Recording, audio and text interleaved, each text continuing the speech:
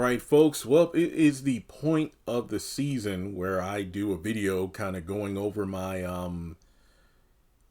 thoughts on what we just saw. I do it at the middle of the season after the mid-season finale. And then I do the season overview once the season finale is over. And I gotta say, if you remember, season 7, in my opinion, was not the worst season of the show. It was the most disappointing season of the show.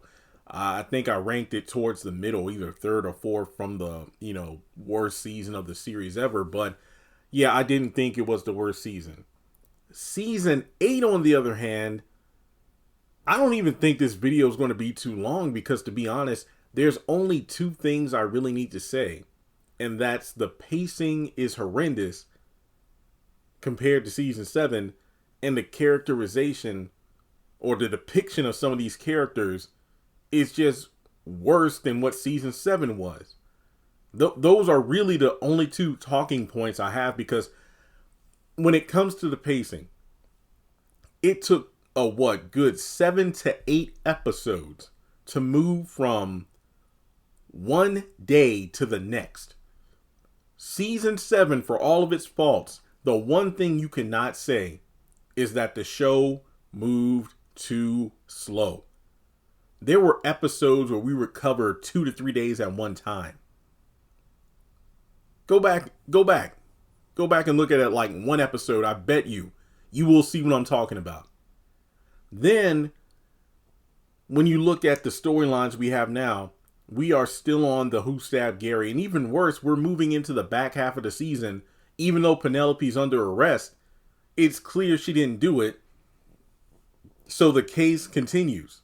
And on top of that, what was the point of drugging? I guess maybe having Gary be drugged is to mess with his mind, creating this supposed memory loss, as opposed to just a shock of being stabbed doing that to him. I mean, given his habits of, snorting, I wouldn't have been surprised if somebody said that, yeah, he was stabbed, but maybe it was the shock, and then he was probably high at the time because maybe, Hudson gave him some stuff prior to the wedding because, he wanted this to be a night to remember. That actually would have been kind of funny. It's like, I want to make this a night to remember, and then he gets stabbed, then he wakes up, he can't remember anything. I don't know, but no, they just... folks, this is sad. I hate to say it, but so far,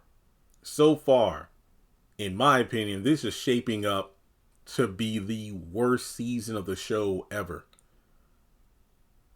And I thought that dishonor was season 5, but season 8 is going down that route.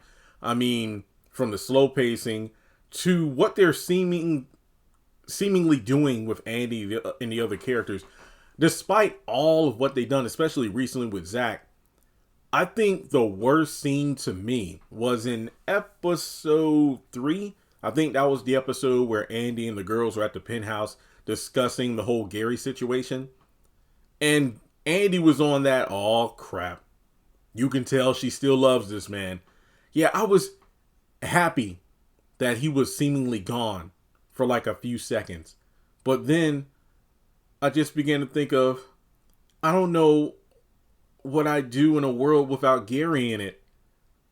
And then Karen and Sabrina co-signed this BS. Yeah, Gary was a big part of all of our lives. I'm sorry. Well, no, I'm not sorry, but if my sister had an abusive, partner, and something happened to that person, I would not give two F's about it. No, because you're a piece of trash. And you look at, okay, how about ladies, fellas out there, say you have a close friend and this person has been in an abusive relationship for a long time. Some of the toxicity you've seen in person, not just being told, by your friend, but even still, maybe that friend keeps some things from you don't know about, and something happened to that person. Would you be sitting around with your boys or your girls, like the sister circle, talking about how, yeah, that person was a big part of our lives, so yeah, we can understand? No, that was just stupid, and it just showed that they're regressing. And then with Zach, I mean, come on now.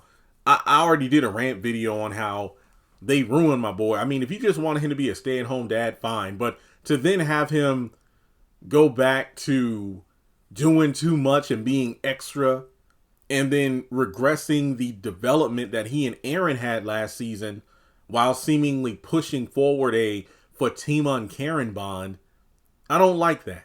None of the fans do. I don't even need to talk about the ratings. I mean, the numbers speak for themselves. The numbers speak for themselves. 2 of the lowest rated episodes of the entire series run can be found in season 8. Both being in the 0.6 or 600,000 view range. This is bad, people. This is bad. So, I don't know what they plan to do in the back half of the season to get hype up. I mean, given the fact that Karen is seemingly going into labor, but we know she's not, I've given up my idea that she's actually going to give birth in this season. I don't think she's going to do it. And they probably will stretch out this Gary thing until like season 8, 9 at this point. Season 9, because I don't really know why you added the drug factor into it if you weren't going to solve who actually stabbed the man. It's ridiculous. And it's hard to really, dissect the season when it's only been like 1 or 2 days within these episodes. I mean, there's really not much to say. Fatima's going through hell at work. I've enjoyed Robin. He is suspect, but I've enjoyed his return because he's shaking things up. One of the things I will give the season praise for is these women who usually are able to just get out of things, without a scratch on them. Seeing Fatima backed into a corner where her usual tactics can't get her out, like, being street, ghetto, gangster. That's what got her into this mess to begin with.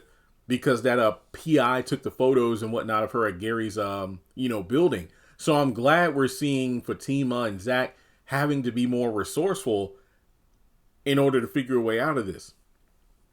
I love the fact that Andy's finally facing consequences for her bad decisions and the connection she has to other people, mainly Gary, because now she's out of her, she's put on leave and out of the running for partner.